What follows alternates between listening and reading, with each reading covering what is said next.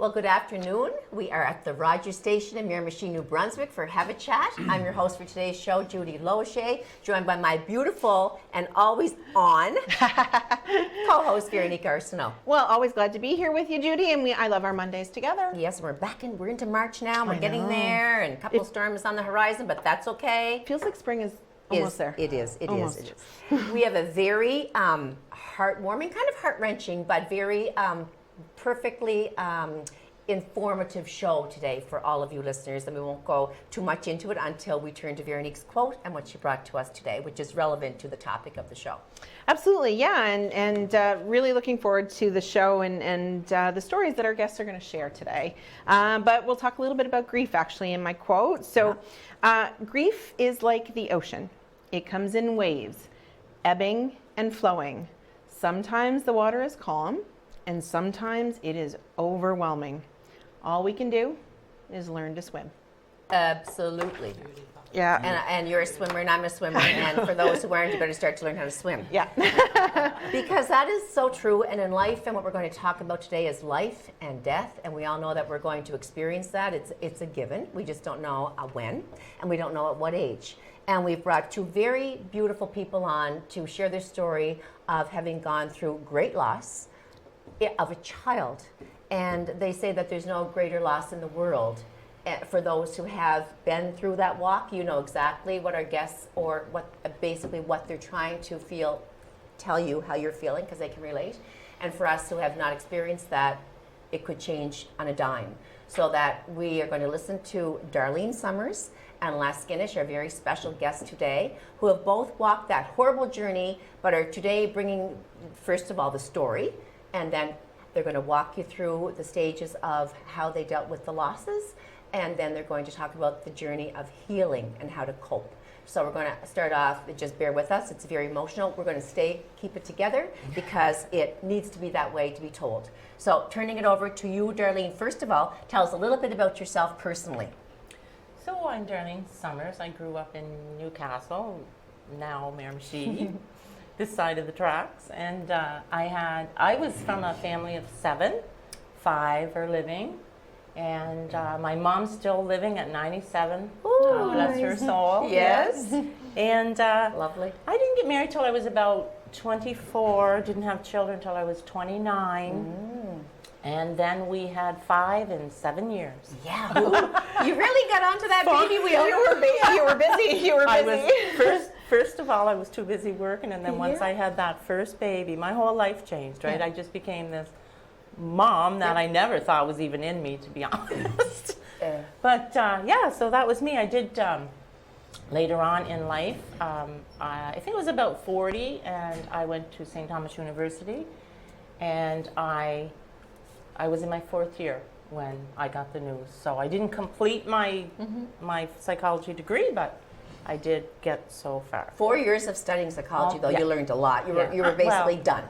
You accomplished that. I did. Yes, you did. It was good. Les, you're so familiar looking to me because I know your sister, but we don't really know each other. Tell Veronique and Darlene knows you, but for us and the viewers, a little bit about yourself personally. I'm Les Skinnish. I'm 55 years old. I was born in Miramichi. My story, a little bit of, I have 5 kids. I include my deceased child in my count because she wasn't with me long, but she made a huge impact on my life, and I always include her, and I have to. I love all my children. From an early age, I wanted kids, and people say sometimes the kids are drawn to me and whatnot. I try my best. I just be myself and whatnot, but I'm so glad we're having this talk. Yes. It needs to happen. Because as Darlene can attest to, there's not many places you can go to get help. No. And it takes a long time to reach out. And then when you reach out, but there's nothing to grab onto, it is hard. So thank you for doing this, Judy, and you, Veronique. And I love doing this. We're honored to have you here, because it's not just everybody that can come on and talk about this. And I know, including friends of mine, relatives of mine, that just are not there yet. Yeah. It is very, very heavy, but let's try to keep it hopeful. So, Darlene, Let's start with your story, and I know it's a long one, but if you can just kind of encapsulate from the day you had 5 children, and then one day something turned. Yeah, I noticed that my Michaela, she was the second youngest, so she was the 4th of 5. And I noticed that when all the kids were out playing, and we had a huge lot of land, and they were always outside. Now they're little stair steps. I always noticed that she was not as energetic. So this would be like about 3, maybe 4 years before. And I kind of thought, well, she was just a little chunky, like she loved to eat. So I thought maybe it's, she just needs to get exercising more. But I noticed that she'd be running around with the kids and she would sit down. My mom would say this too. My mom was really sharp and noticed that. Yeah. So anyway, I really didn't think it was too much. So she started getting sick. So she started getting diagnosed with different things because the symptoms would show as different things. So she was diagnosed as a diabetic for 2 years. We had her on 4 needles a day. And that was juvenile type 1. And then she started getting like a lot of, she was starting to get sick from the brain tumor. That's what happened to her. She had a brainstem tumor. And she was starting to get sick, so that little flap that's here, the one that the brain tells you to breathe, and it goes in your lung, and the other one tells you when you're eating, it goes in your, the opposite, stomach. Yeah. What was happening to her is the brain, it was up against it, and it was starting to make her exasperate. So her food was going down into her stomach, but again, she was flown out to the IWK for 3 times, and she was a character. I'll tell you a little story, it was funny. But I was just devastated because, you don't think they're going to die. It doesn't matter. Right. Doesn't matter how sick they are, you don't think, and there has been no, like, actual diagnosis. We're still trying to figure it out. So 3 times to IWK, amazing doctors and nurses helping us. Just couldn't find out what was happening. And she flew every time, and I wanted to go with her now. I always had this fear of flying. Oh. So anytime I went to Toronto or wherever I was going, it was the train, baby. I wasn't getting I wasn't getting on that. It was just, and I knew I had to overcome that, but didn't matter. I said, well, I want to go with her, and they wouldn't let me go. And the reason I found out later was because if she had have died on that plane, I could have been the cause of a crash. Exactly. What would I do? Right. And once I had that explained to me, like, after a while, and I thought, well, yeah, they're right, because she was like extremely sick to be having to be flown out. Can I just interject for Sure. one moment? Like, for all of that assessment and diagnosis, tests and all that, did they not do a brain scan after? It was funny because there was a CAT scan. Okay. There was a CAT scan to the brain. Yeah. But it was in the brain tumor. that's It was in the brain brain stem. stem. Oh, okay. And then all of this trouble in her throat, they were doing like these chalk tests, and they were doing, never was an MRI though. Okay. We had scans and, Because they assume it's not that, right? well, of course. I Yeah. mean, never in a million years would you ever think that Right. that's going to happen. No. And I mean, like, and even with doctors and nurses, you don't see that with kids very often. Right. And you're hoping Yeah. it's this or something that they can fix. And That's right. Easily diagnosable and yes, fixed. and yeah. all this time I was going to St. Thomas, I had the 5 kids. They were going out the door in the morning, and I went to school, and I was going up to Fredericton, and I did that Monday, Wednesday, and Friday, and I just kept going. I don't know how I did it now, and I'd never do it again.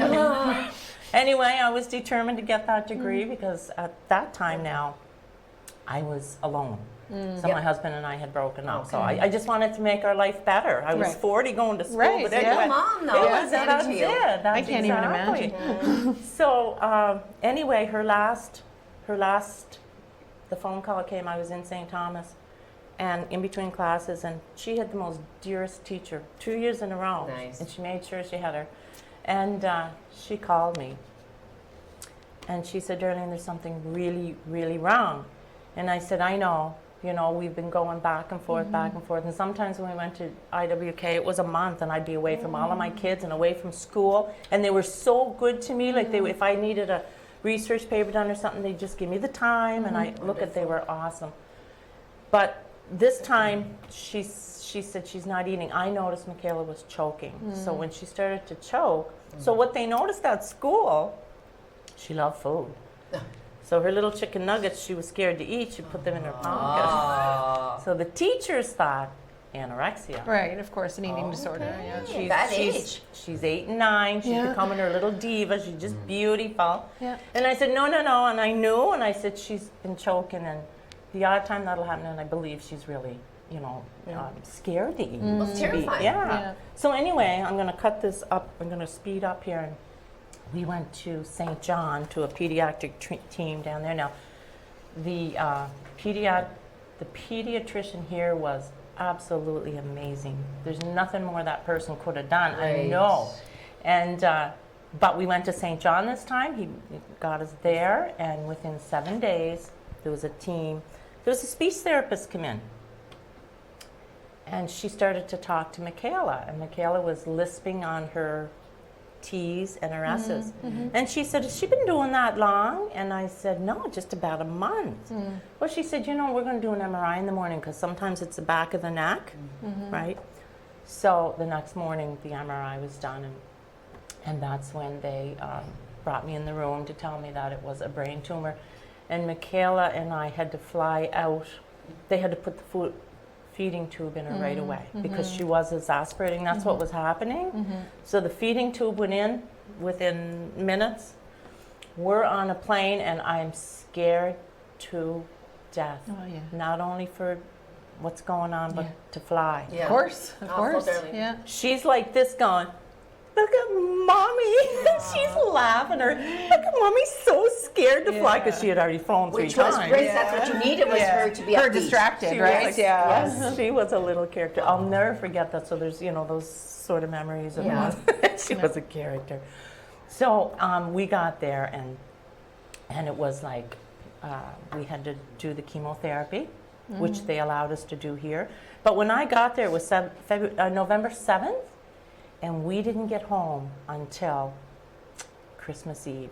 Oh, wow. So I was there with her, and all my children were like, their dad come home from out west, thank God, because he took over the rest of them. And my sisters were amazing. My family was amazing to help me with all of that. So I didn't have to worry, but I missed them, and there was a lot going on. And we did get home Christmas Eve.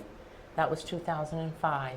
You and little Michaela. Me and got home on Michaela, Christmas yes, Eve. yes. And I had a boyfriend at the time, and he was amazing too. He was really, really good to do a lot with her and stuff. And so that was December. So she went through the chemotherapy here, and we thought, this is going to be it. They didn't promise, but they said. And then we went through the radiation, and we had to go back to IWK to the brain tumor clinic for the oncologist to check and do another MRIs. And I noticed that she was walking a little funny because that part of the brain affects mobility and the arms, the speech, and all of that. So anyway, she couldn't walk really well, and we had to carry her a lot. And she get into, this would be about March or April, she get into the oncologist's office, and we put her down. He wanted to see how she was walking, and she could hardly walk. And she was so strong. She was going to make sure she could walk across that, and I'll never forget her.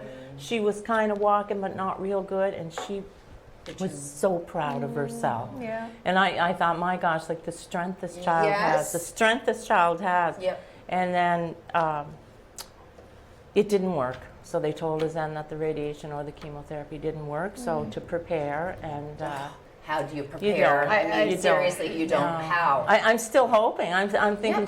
she's not going to die. I prayed every day of my life to God over every one of my children when I put them to bed at night. Now, dear God, please don't ever take one of my children like every mother does. But I was like almost anal with it. I was always really doing it, and I just did not ever want to go through that. But anyway, I had to prepare, and on July 4th of 2006, on Independence Day, she had this little teddy bear she always slept with. Little teddy bear this big. Ah. And I was with her that night. I still didn't think she was going to die. Like, I just thought, I know she wasn't doing real well, but she was always smiling, and she wanted to talk. And we Right would up to talk that point? Right up. So that morning, she looked at me, and she always called me Mew. She said, Mew. I said, yes. She took her little teddy bear, and this was always her song. I believe I can fly. Oh, I love I that. believe I can touch the sky. Rachel Platten, I think, is it? So she took her little teddy bear and she went, I believe I can fly. I believe I can touch the sky. She was ready. I wasn't. No. What? She was a resilient little girl. Yeah. She was ready. After she sang that song to me, I just looked at her and I said, are you okay, sweetheart? And she said, yeah. And she slipped into a coma right like minutes after that. Yeah. And she never regained. She passed away that night. Was on it July just you 4th. and her, Darlene, in the room at the No. time? No. No, it was one of her sisters, Okay.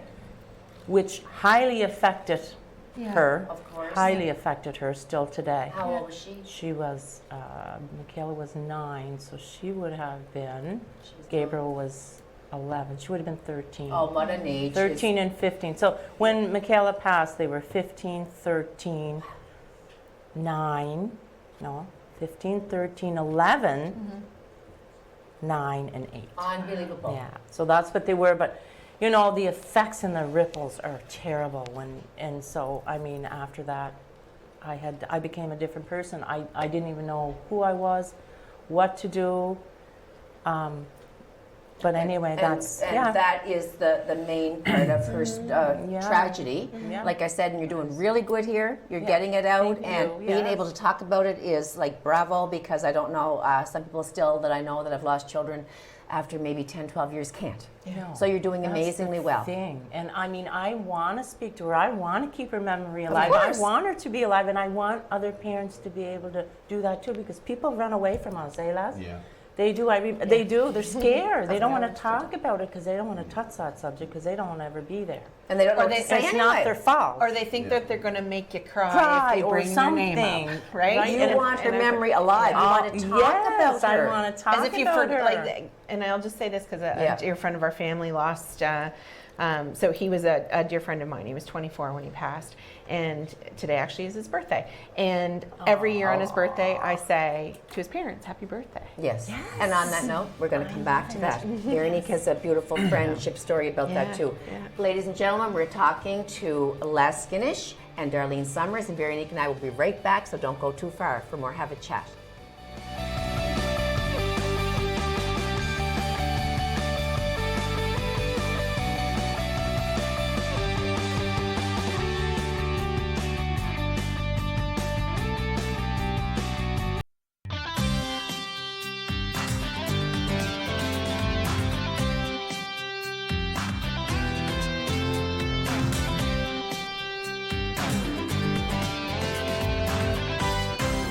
Hello, if you're just joining us and checking out our second segment, I'm Judy Logier, your host for today's show, joined by my beautiful co-host Veronique Arsenault. We've been having a very candid conversation with Darlene Summers, and we're going to get to Les Skinnish. They're both guests here today, and they're sharing the story about having gone through losing a child, which, as I said at the very beginning, has to be one of the most unbelievably painful experiences in a lifetime. And so they're doing a great job, and for those listening, they have much more to share. But Veronique was just talking about the importance of, as Darlene was saying, keeping the memory of your child or your loved one alive, because they're forever with you, no matter, they're on the other side, but they're always in your heart, and you want to talk about them. So Veronique, you had a story which is relevant because of today. Yeah, well, and it's you know, so a dear friend of mine passed when we were in our early 20s, and his mom has always said to me, because I always remember his birthday, which happens to be today, and the day he passed, which was about a month later, and I always, people have always said to her and to people that I've lost as well, that they don't want to bring his name up or someone that you love because they're afraid to make you cry, right? And she always said, it's not as if I forgot. Like he's always with me, right? And so Mom and I always send her an email to say that we're thinking of her today, and same thing on the day he passed, because we were great friends our whole lives, and Mom and his mom have been great friends their whole lives, and then my grandmother and his grandmother were great friends. So it's generations we've been friends, but it's always that he's remembered, right? And Yes. and you haven't forgotten your child, right? She's always with you, Yeah. and so it's an opportunity for someone to let you know that they haven't forgotten to. Beautiful. Right, absolutely. Veronique, and thank you for sharing that. Yeah, I know And how I miss special him. he was Keep to doing you. I miss him. And I miss keep him. doing it. Yeah. Yeah. Les Guinness. You're a great talker, and we're thankful for that. We don't want to have somebody on here that finds it too hard to talk, but you know, it's very important that you do so. Would you just share with us, very neat, Darlene already knows, but for our viewers, your story? Yes, I'm Les Guinness. I'm from the Eel Ground First Nation, short distance from here.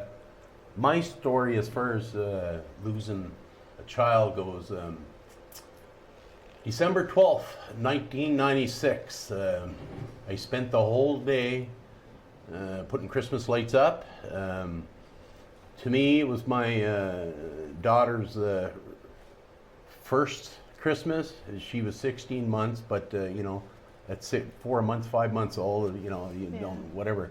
So this was her first Christmas to me, and I was in a brand new house. I built a house and stuff like that. And, anyways, like I said, I spent the day putting the Christmas lights up, and I was very studious about that. Something I enjoyed doing every year. I put a big show on, and whatnot, right?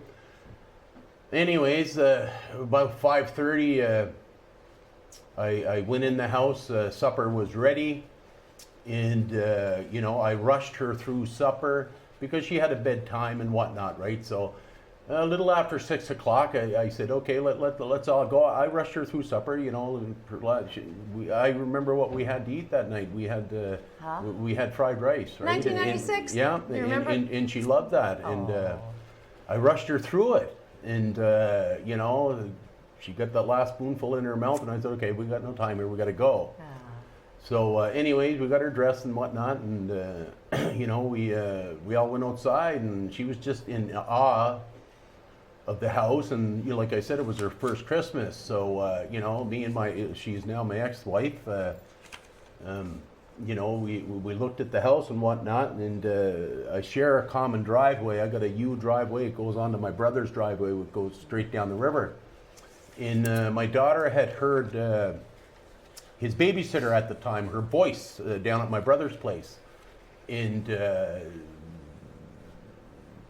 you know, she could hear her talking. Anyways, she bolted. Oh, okay. Right now, that you got to remember, well, I can get to that later. She bolted. I was walking behind her, facing her. My ex-wife, was right close to us. No one seen nothing. Well, we seen it, but it was too late. My brother was backing up the driveway, caught her, hit her with his bumper. I screamed out to him to stop. He stopped. He put his window down quickly. He said, what's going on? Oh, no. And I told him I said, you just ran over Emma. And I rushed to her. I know that some people ask me how I got through it, but I was a police officer. And my training must have kicked in, and I rushed to her, and I picked her up. And you know, by that time, my brother was in hysterics, Of course. and of course, my ex-wife was she was hysterical as well. Yeah. And you know, we got to call an ambulance. I said, I knew when I picked her up that she was gone, but I told myself just in that moment is I can't do that to them. Yeah. And you were in shock. I was in shock I mean, myself. it's fight or flight, but at the yeah. same time, it's like, oh my God, like it's not real. Yeah, and I believe my training got me through that, Yes. right? I was trained for critical situations and whatnot, and that's exactly what I did. I picked her up.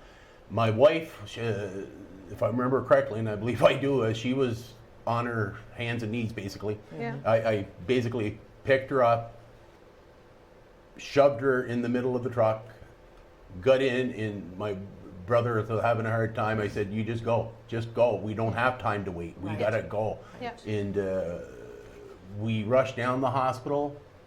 Like I said, I knew she was gone, but you know, I held it like Darlene. You don't want to believe it, of course, right? And I couldn't do that to the other people who were involved in the accident. And I'll just say this right here and now, before I forget it, because I want to make sure I make this clear. When that happened, I instantly changed. Yeah. My ex-wife instantly changed, and my brother instantly changed. Yeah. And it changed us for a long time. Life-changing And we're still going through it, right? It's an ongoing process, grief. But that being said, we got down the hospital, rushed her in the hospital, and you just found this out the other day, Judy. Your husband was a doctor on duty in the ER that night, and we rushed her in, and he tried valiantly along with 4 or 5 nurses. They didn't stop, and I was in and out, trying to keep some sanity in the place because people were yelling and screaming, including myself, right? Yes. Your emotions just go nuts. I can't describe the feeling, and I don't want to describe it because I can't. No. But that being said, after a half an hour, I knew in my heart that, if there was some type of miracle and she was brought back, it wasn't going to be her. She had gone without oxygen for an hour. No. And, I had to tell Dr. Loge to stop. And, they looked at me. You could see the hesitation. But on the same note, they knew I was making the right decision, right? Yes. I even remember the words. I said, I don't want my daughter to be a vegetable. I remember that, and, there were so many people around me and stuff, but finally, I think I was able to kick myself out a little bit of the police mode, you know what I mean? And I started, instantly was flooded, you know what I mean, with crazy emotions and stuff like that, and I couldn't believe it was happening. It's funny, like I said earlier, I have 5 kids.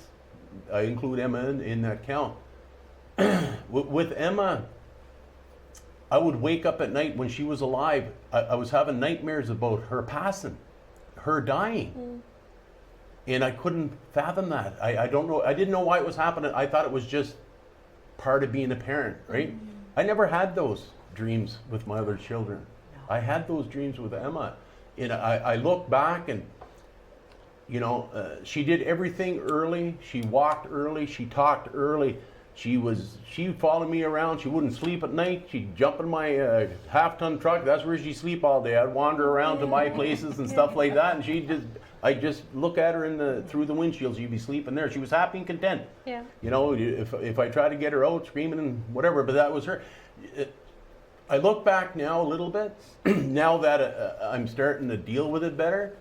In the reason for that, I think, our souls might know more than we do, and I think that, that was God, and she knew that maybe she was of a short time on this earth, and she wanted to live as much as she could in that short time, and, I look at the positive now, Judy. You are a positive man anyway, so are you, Darlene. Yeah.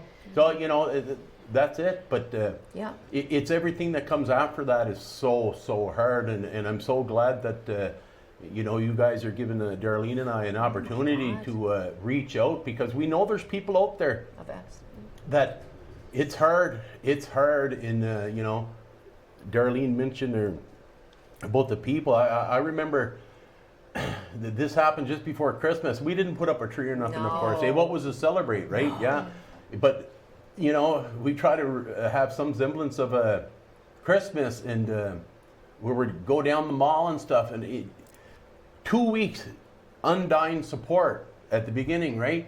And then it just disappeared. It's like a cricket. You're sitting in the room, Everybody goes back to everybody their life, goes right? away and goes on living their own lives. There used to be people drive. I'll tell you a funny story, just because I remember there were people who drive by and they'd look in. I was saying to myself, what are they waiting for? Are they looking for me to jump out the window or something because they think I was going crazy? Yeah. And one person went by. You know what I did? I turned around and mooned them. Yeah. I said, "You want to see something? You're going to see something, right?" Yeah. But oh my! But that's. They don't understand. I had newspapers calling me, and all these crazy stories going around about what happened outside. All false. But my God, the old saying, that story goes through 20 people. All of a sudden, it's not even nothing close to what really happened. Gossip, right? But the person has to live with that stuff, right? Yes. I had to live with that stuff coming back to me and stuff. But I'll get back to the mall and stuff there. That's when I first started noticing. You'd see somebody really, really you were close to. My God, they'd see you. They were looking for exit routes and everything else. They didn't know what to say. And didn't know what to say. Yeah. And there was nothing. I often say this to people. I think everybody heard about that young fella that died in Point Sapan. They're fishing with his dad, right? Yeah. I walked down the wharf that day, and I seen one of the parents sitting there, devastated. Yeah. I wanted so bad to go up to say something, but I knew in my heart I couldn't say nothing to that parent Yeah. unless it was, your child has just walked up on the shore. Yeah. You know what I mean? Yeah. I couldn't say nothing to them There are no at words. the time. There's They're no at their words. worst moment that Yeah. anybody could ever experience, and I couldn't say nothing.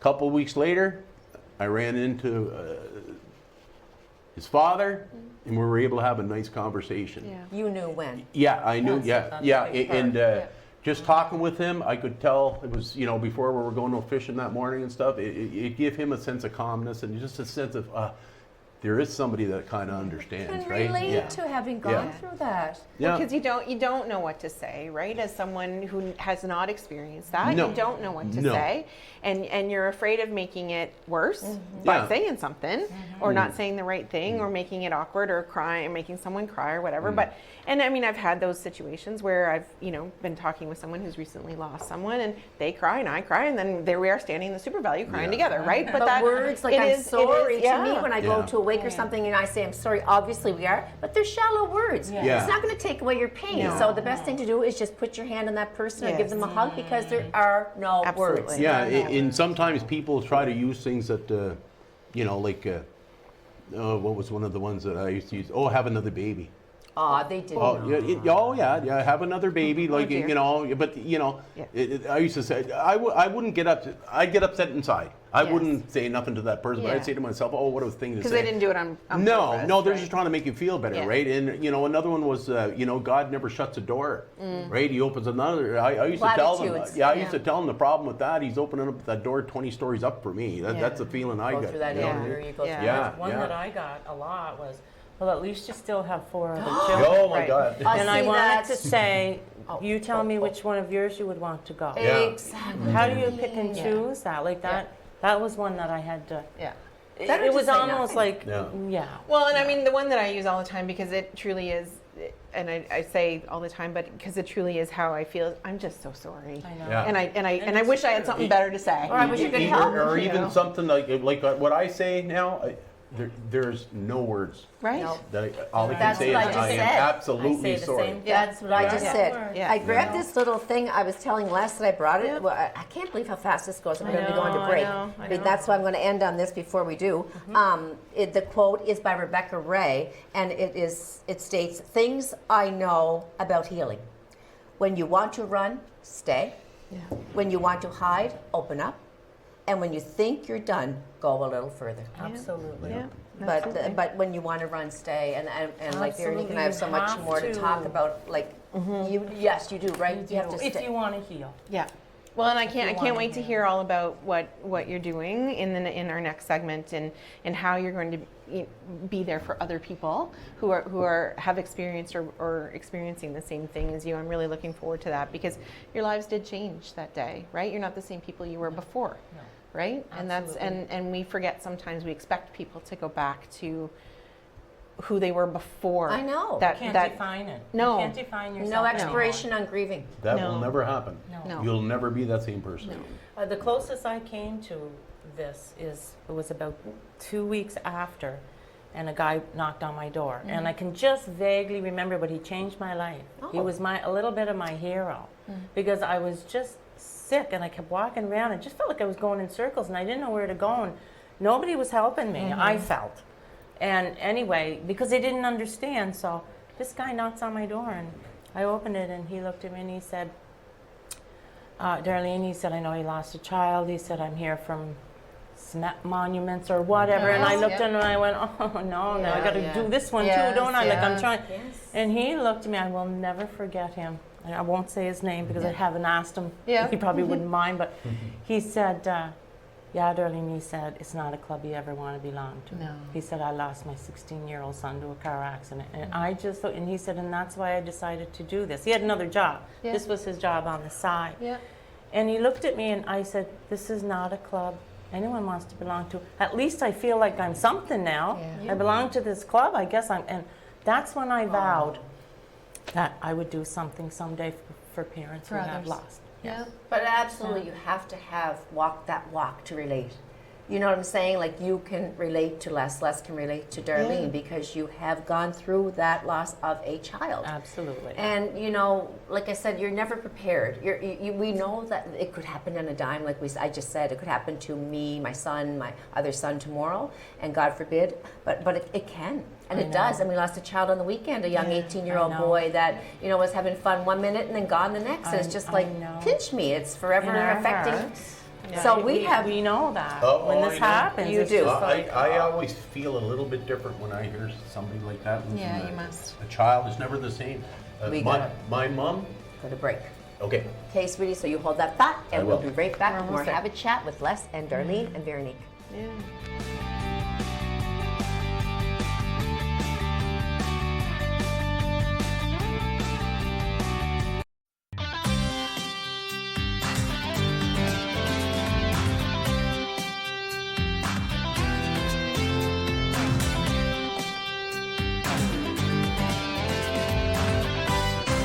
Hi, we're back for more Have a Chat. I'm your host, Judy Loge, joined by my beautiful Veronique Arsenault, my co-host. We've been having a very heavy but very candid conversation with Les Guinness and Darlene Summers on getting through the tragedy of losing a child. So it's one of our most heavy topics we've had on the show, but very, very important to get information out there and support for people. Les, we ended on a thought that you were having before break, so just finish up on that. Yeah, just really quick. I remember my mom. When my daughter died, and I went over the house and I spoke with her, and she's from a generation, before me, of course, and they deal with things differently, right? Mm-hmm. And I had to go up to my mom to get the hug, because she was stoic, she was strong, whatever, the matriarch of the family, right? As I per se. A few years later, my brother got stricken with cancer. 42 years old, he died. Oh. Now, comparing that, watching my mom was now me. Yeah. She lost one of her children, Right. and it was a different reaction totally than. I just wanted to mention that because that child can be any age, Yeah. right? Still your It's baby. so hard. Yeah. Yes, it's Still your My child. mom, till the day she died, I was her youngest. Yeah. Here's my baby, and they used to look at me like, "That's a pretty big baby you got there." Yeah. You know what I mean? But Yeah. that's the way mom referred to me. Yeah, Isn't so that cute, incredible? right? Yeah, and everybody deals with it You're a big differently for baby. sure. Yeah.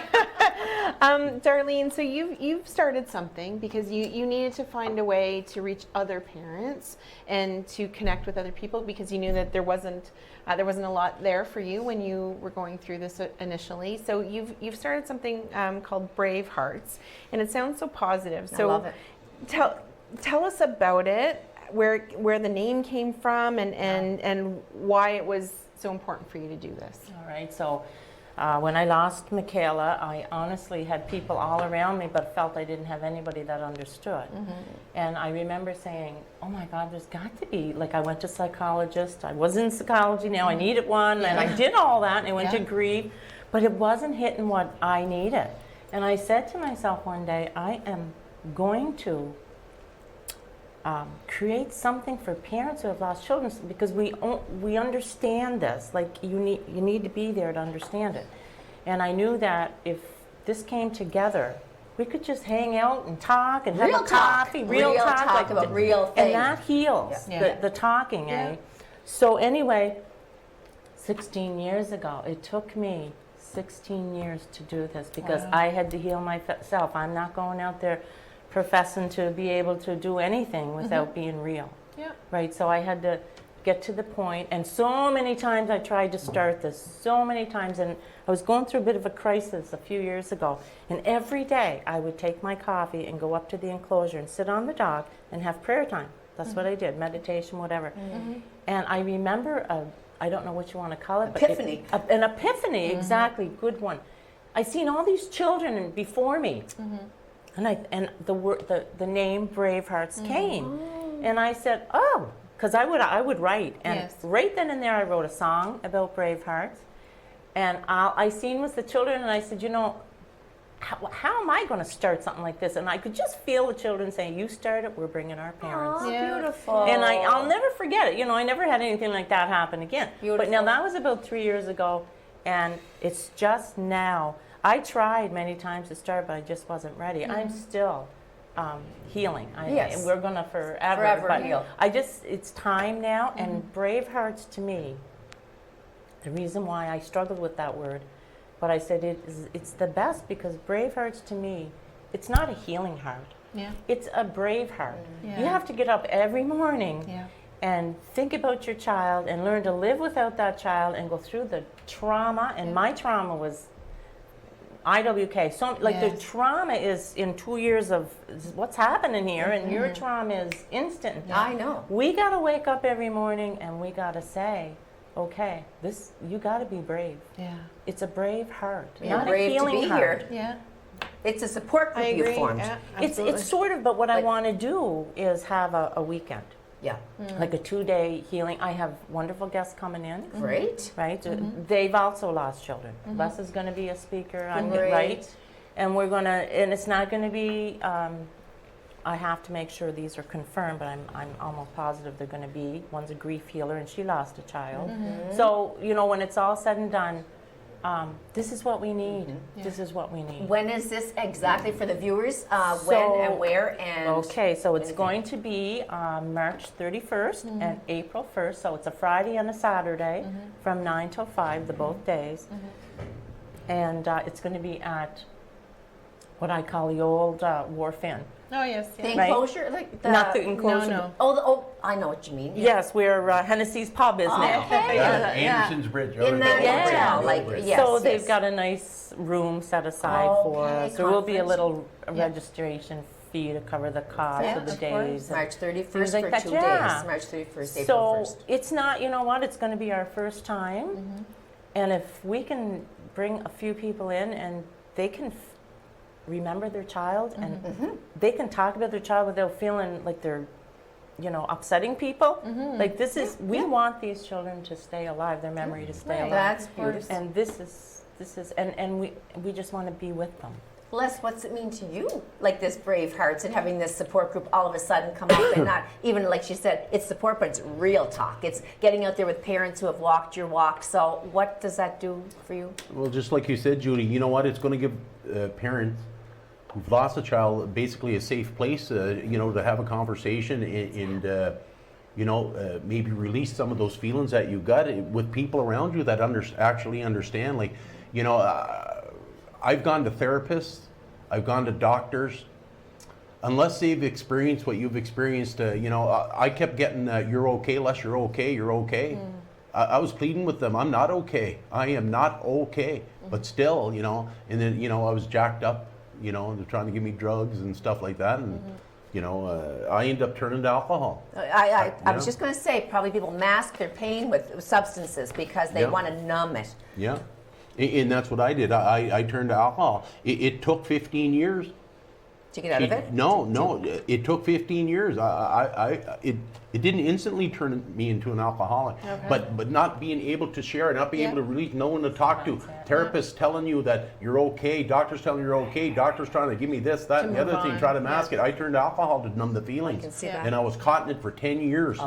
And you know, I go to a program. I go to AA now, and the ability to share. Fellowship, the connections that I needed to, I had to reestablish all connections because I isolated myself. Yeah. I was in a poor, pitiful, less mood, right? The people around me were afraid to come to me and say I had a problem because I think they said, wow, if someone has an excuse to drink, it's that man right there, everything he's Yeah. gone through, right? Yeah. And, you know, I'm so glad I was able to find something. And, you know, my creator, you know, he, at the end of the day, Yeah. I you know, and you know what? I've had experienced little visits, and me and Darlene have talked about this from my daughter too and stuff. And I think she got me there too. You know what I mean? Yeah. Yeah, in a roundabout You way. have had That dreams happens. and you've had visions of your children and coming to see you. Isn't Yeah. that amazing? I visited just real quick a medium. I wasn't even supposed to be there. She hit it right on the head. Yeah. Everything. Oh, Incredible. Lock, right? stock, and you were barrel. very skeptical. Oh my God! I wasn't even supposed to go there. I didn't want to be there or Yeah. nothing. She picked me out of a crowd of 200 people. There you go. Was meant to be. I just get Incredible, goosebumps. Don't I you, know. Veronique? I It's know, just, it's I know. chilling. But that means that they're still with us. They are. They're still with us. And, Yes, you they know, are. I know that Michaela is smiling down at Yeah. Mew now. Yeah. It's about time. My daughter used to call me the ostrich. Oh, go and put your head in the sand again, Mom. Because I Yeah. ran and put my head in the sand, course. pretending nothing was happening. Yeah, yeah. Trying to just run away from it all. Find an I escape ran from the for pain. And trying to be normal. Run, Yeah. run. But you got to accept you'll never be normal again. What is normal, no, right? no. What is normal? But you are going to be better. Better. We're You're better. going to be better. You're I'm going a to better heal. You're going person to. You're going today. to. I didn't want to get up in the morning anymore. Yeah. I want to get up every morning now, and I look forward to the day. Right. Yeah. I still. It's a bumpy road. Of course. But the road's okay. You know It's what? getting a little smoother. At some point, it gets repaved here and there once in Yeah. a while, right? In the journey becomes a little bit straighter and stuff. It's not You're as not, hard, right? you're not the person you were before it No, happened. no. But you Absolutely found a way to be a different Yeah, person yeah. now. I'm Right. such a much better person. Yeah. Yeah. I am such a much better person, and to the point where, you know, I can feel it, and I want to live, and I want to share this. Yeah. We And need it's this. okay to laugh. I Yeah. had Oh my a God, cousin yeah, child at yeah. 14. She said to me the first time, "Oh my gosh, I just laughed." That means that she probably thinks I'm happy, and I'm not really. It's just that that was So funny. true. And it's like you are allowed to laugh, but it's Yeah. like they're guilty then. You But have- I'm so happy that you're smiling again, and Oh, that you're going to yes. the gym, and that you're working out, and loving the mornings, getting up in the day. Oh, I love it, Jess. Darlene starting Bravehearts. Yeah. I mean, this is all Yeah. positive, folks. This is all Well- something that if you need to be part of, reach out to Darlene Yeah. and Les. Just something real quick, Judy. I just want to touch on this. Me and Darlene talked about it a couple times.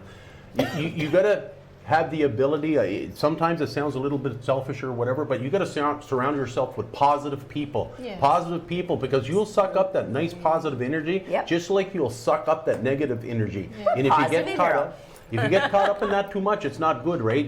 And I just try to think about all the good things now, eh? And there's so many not negative about the bad people. things. And you regress. You Yeah. go back and forth, but as long as you come back again, I know. you know, and don't stay there. Don't stay there too long and come back.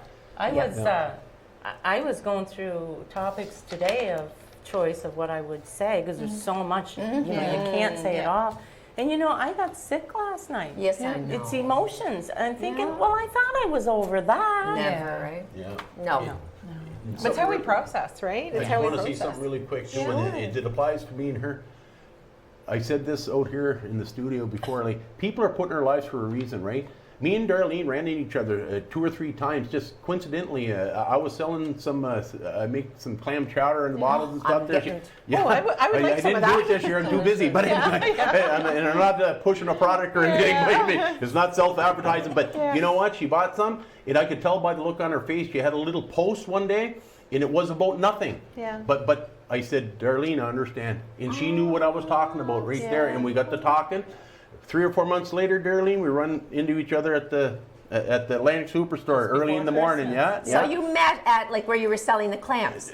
The Like, first at your time, shop. Yeah. but we knew each other before. Okay. But we didn't know each other's story. Oh, I see. Yeah. Oh, So it okay. it went from that, and Meant to then be. I met her down at Atlantic Grocery. I was going in, and you were coming out, and yeah, she said, "Listen, Les, we're starting this. Boom, are you in?" I said, "Sure." Oh my And then, gosh! And what a I connection! said, after Christmas, it's done. We Yeah. got to do it. Yeah. Well, and this is it's a weird word, but I guess it's the only word that comes to mind. But it must be, I guess, some sort of relief to meet someone that you know, unfortunately, understands you in a way that Judy and I would not, or people that meet you on the street would not. It must be a moment of relief to Relatable. find someone that Yeah. you know understands you. And the thing is, like, I look at the whole situation. If Darlene and I in this Bravehearts that she has this weekend, if it helps one person, Yeah. that's one person that ain't gonna Yeah. go through what. Maybe we can shorten that process. Even by a day, it means Yeah. something. You Yeah. know what I mean? Oh, you'll reach Yeah. more than one person. Believe well, me. And it's That's like, the way I look at it. I It's don't good. want, like, I'm here now. I'm so ready to help. Give back. Like, just so ready to help people. And I mean, some people can go 20 years and never talk about this. And then Right. some people are very fresh in it. So there's so many steps, eh? It's Yeah. like we're all learning to swim again. And we'd certainly love to have you both back because once Bravehearts starts, can people reach you on Facebook? Either one reach out to you, Yes, Darlene, on yes. Facebook, which is Bravehearts, like Yes. Darlene Summers and Les going to show you willing to have a connection. Listen, and I contact. don't mind anybody reaching out to me at all, like either yeah. through Darlene or we can provide something on that site or something like I'm that. gonna do a I don't mind that, registration. yeah. And Yeah. like a form, because there's little things I want them to bring. One of the things I want every parent to bring that decides that they want to come is a picture of their child. Okay. That's a picture. So I want to have the registration email you or I, and Yes. there's like little things that we want, Yes, because I have of some course. things to do with those pictures. Darlene, when's the deadline for that? Like Oh, as far as getting that There is information? there is no deadline. I'm going to try to have something tomorrow, and I'm going to be putting it on Facebook. Okay, okay. And I want like just to have the fine points of the time and the date and what to bring. March 31st, April 1st, 9 to April 5. 1st. Yeah. And I think it's going to be fabulous. And people might be timid at first, but the doors will open for them to feel more comfortable. As soon as they're in the room, they'll know that each Absolutely. one has the same Exactly, thing in Judy. common. They're Yeah, they're gonna be able to speak Yeah. without. And it's not going to be feeling glum. It's not going to No. be glum. It's going to be a chance to release. And when you leave there, you're going to feel better. And keeping your children That's alive, right. Yeah, Might be basically. some tears, but Yeah, that's okay. That's okay. That needs to happen. Might be Yeah. some tears. Haven't you learned a lot from this, Veronique? Listen, there's hope. incredible. There's hope for people. Yeah. That Yeah. you're never fully healed, that you No. grieve the rest of your life, but that you can find some joy in your day with your Yeah. other children and with the socialization you're okay to doing. feel And, that. and it's okay to feel that. And if you cry, we all cry. We all Yeah. have really bad Judy days. and I tend to cry with people when they cry, so it's a thing. Judy was sending me some messages there this morning. There, I was at the gym, but like I finished a set there. I had to move to the side. I was starting to well up, and I didn't well up for a while, Yeah. right? But that's okay. Yeah. I just took it in stride. It was in That's that it. moment. It was just Yeah. a little trigger. Maybe I said Wow. something about your little girl that Yeah. made you just You- go right you- back you- to that moment. No, well, you asked me. I didn't think you knew. Was she a boy or girl? Yeah. Yes, I did not know. No, I know. Yeah. I did and not know. And then when I typed out her name to you and stuff, and, That- and told you how old she was and Yeah. stuff, boom, I welled up. Yeah. Right there. Just like that. Well, and it's an Yeah. opportunity for us here to remember Emma and Michaela with Yes, you, yes. and to be able to share them with everybody else. Yeah, that's They're right. still that's amongst right. us. And let's just Yeah. say Oh, they're yeah. together playing. Let's just all. Yeah. I always have great hope in that we're all going to be reunited one day. Not everyone may believe that. I certainly do. Yeah. I do. That this is just a pit stop. I think they're basically. around us all the time. I do They're too. around us all the Oh, time, for right? sure. They're As hearing us energy, talking as right energy, now. like, Yeah. definitely. So what a beautiful moving show. I know we have to cut and say goodbye to our viewers and to you, but any just last couple minute things you want to say, like real fast, on this whole subject of loss. The one thing I want to say, and it's very short and to the point, is if you don't feel, you're not going to heal. Perfect. Because I did it forever. Yeah. And when I stopped being afraid to cry and hurt and get angry and all those emotions, when my emotions started, then I started to heal. Okay, Les, I guess we're out of time, so all you want to say is that you are looking good, feeling good, and that you're going to come back and visit us again. You will. I will. We want a recap. I want equal billing. I want equal billing. No, I'm just teasing you. We want you back. We want you back. Thanks so problem. very Thank you, much. Judy. And Thank to you. our viewers Thank for you so much. listening, for learning, and to Veronique and I, we just have been, enjoying this conversation of honesty. And bye-bye for now.